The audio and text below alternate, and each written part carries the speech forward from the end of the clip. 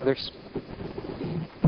It seems a shame not to tap into payer data. I mean, for many people who see multiple providers and where there's not really a health information exchange or another vehicle for pulling it all together, arguably my health insurer is the only source of every piece of data about me.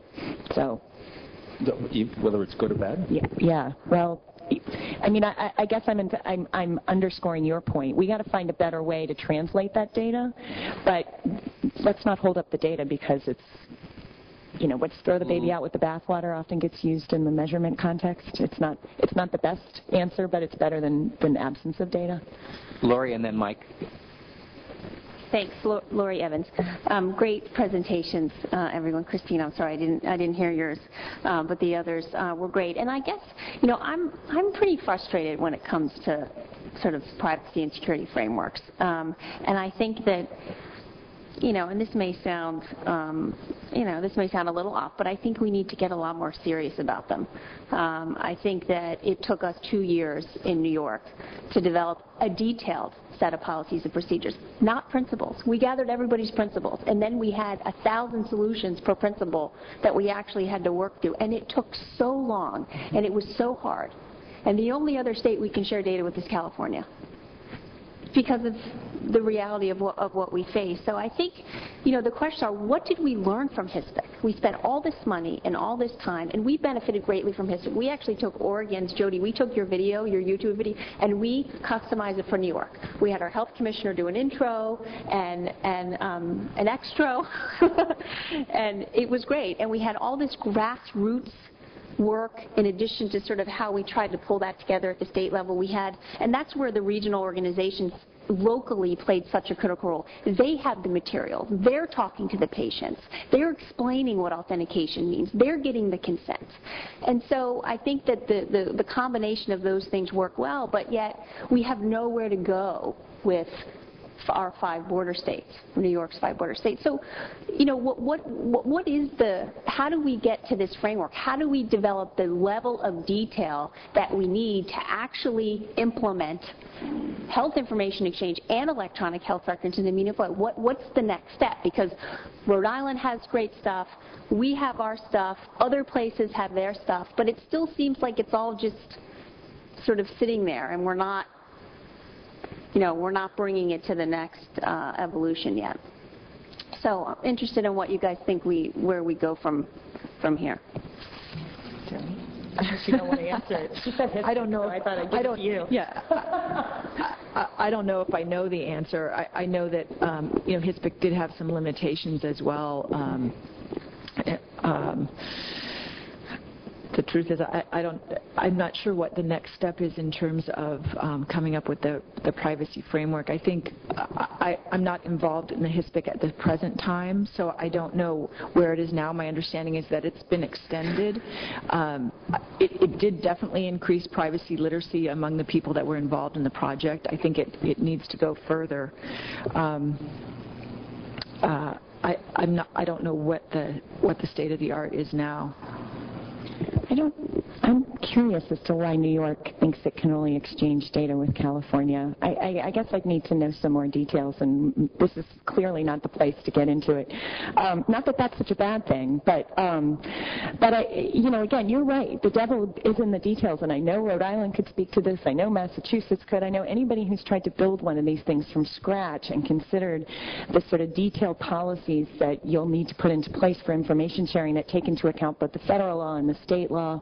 Lots of folks have said, let's just have one set of laws at the national level.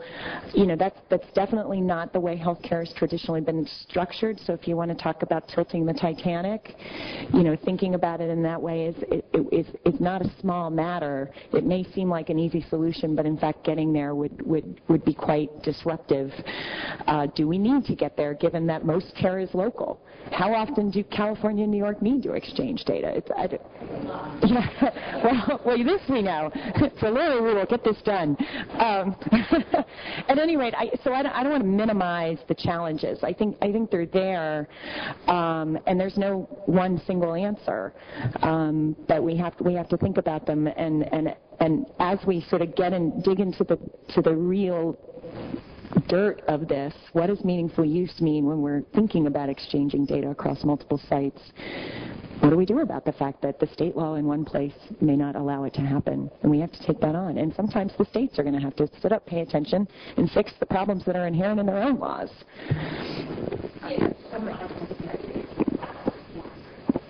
Real quickly, Jody. Real quick thing I want to make up for my lack of a comment last time. It was the voice in my head was, "Don't hand me the microphone, don't hand me the microphone." Just teasing. Apparently I wasn't hearing that voice. It's just in my head. I will say that Oregon is exploring a different model that you're probably aware of, health record banking, and there's a lot left to be fleshed out in terms of detail. And in fact, the RFP is out. It's being judged right now, and at least the state Medicaid program will select a vendor in the next week or so.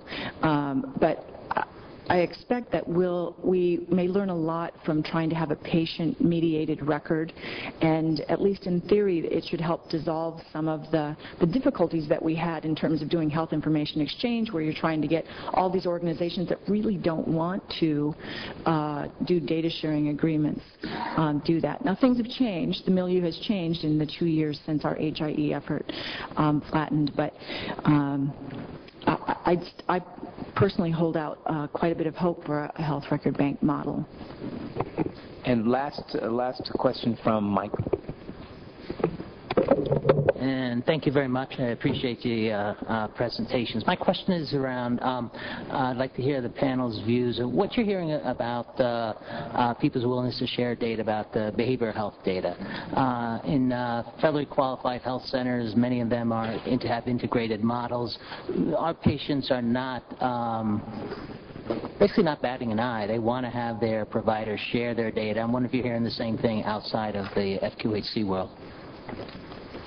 Yeah, absolutely we are. I mean, what we're hearing from both the provider side and also the patient side is that behavioral health, mental health care is a key component of primary care, and it really needs to be about a different model of care that is more patient-centered than provider or payer-centered, and that means treating the whole person and really coming with a different perspective, armed with the right information about the patient. So we really have put it in the context of looking broadly at how we should strengthen primary care in that sense.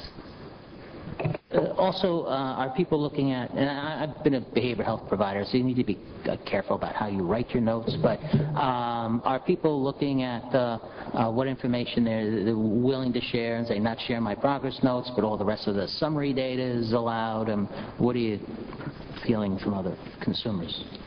I think that's in practice being handled in different ways. I think I heard Neil Kalman talk recently about the fact that, yeah, sharing those progress notes and actually sharing, I think, in two respects. One is across the care team, and the other is sharing with the patient so that the patient can actually see the progress notes and there is transparency and trust that happens. But I think fundamentally when we talk about sharing pieces of information, it's less about the sharing of information and more about the trust in the relationship that is occurring. And so I think if we begin thinking about how we build trusting relationships, then it changes the conversation a little bit, because most patients, many patients will say, and I think Deven has said this before, that it's okay to share my information with the trusted members of my care team. Now, do I want that going to my employer? No. My insurance company? Probably not. But, you know, when it's a care team issue and there are good and trusting relationships, then it's a completely different conversation. So please join me in thanking these folks.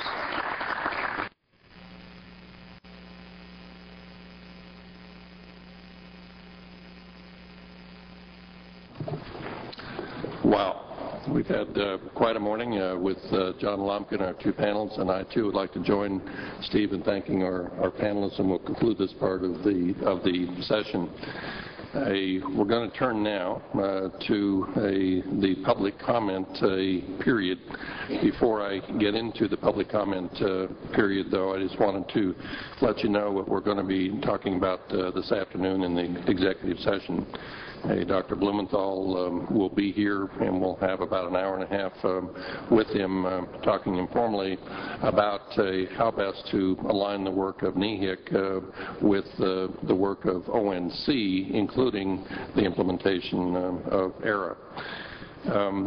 Also, we'll have our usual committee reports, very important of our Finance and Audit Committee and our membership committee, and then we'll conclude our meeting later on this afternoon.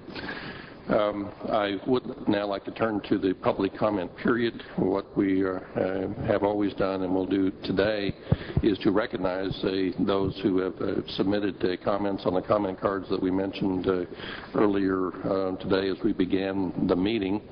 In order to provide an opportunity for everybody who wishes to speak, I'd appreciate it if you keep the comments short. The first comment is from Dennis Porter. Would you please come to the microphone? I'm looking for one for you to come to.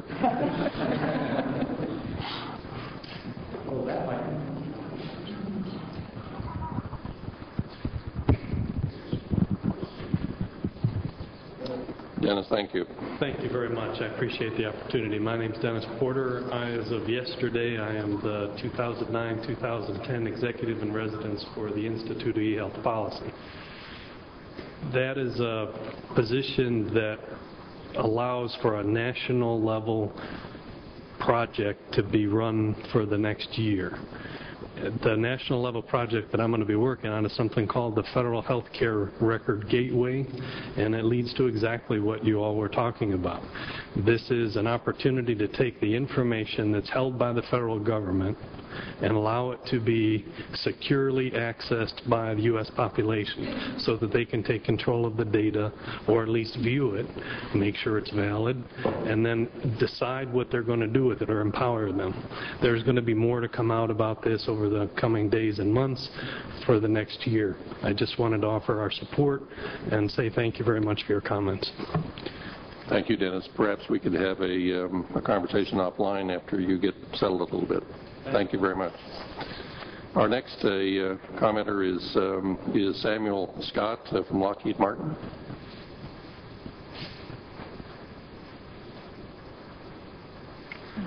Sounds like Samuel may have had to leave. Did not indicate what the nature of the comment was here. So we'll look for his comment on the website and address it at our next meeting now. If there are no other comments from the members of the board, I will declare that the public portion of this NEHIC board meeting is adjourned. We thank you very much for your participation, both in person and on the phone. And I would like the board members to stay before we break for lunch for a brief conversation now. So we will excuse the remainder of you, and thank you very much for your participation.